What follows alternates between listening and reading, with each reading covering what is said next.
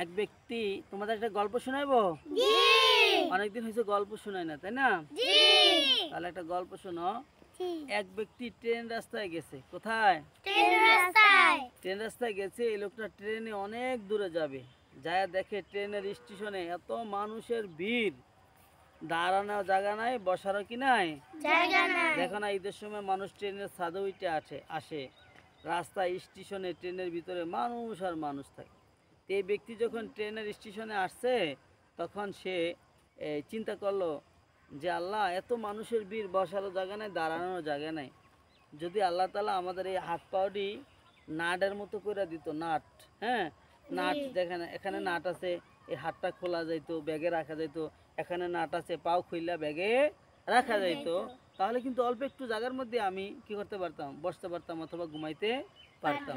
তো আল্লাহ কি করলো, এখন তো বসার জায়গা নাই, শোয়ার জায়গা নাই, দাঁড়ানোর জায়গা নাই, মানুষ অপেক্ষা করতেছে, ট্রেন আসে না।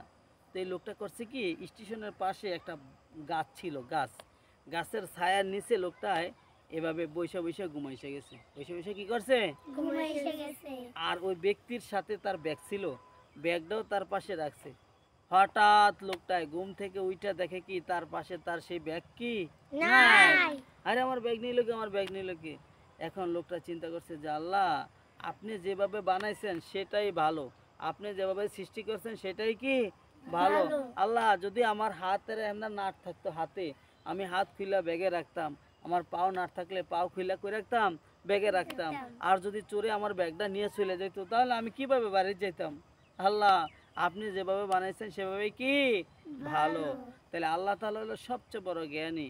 আল্লাহ তাআলা যাকে যেভাবে সৃষ্টি করছে সেটাই কি উত্তম, সেটাই কি উত্তম।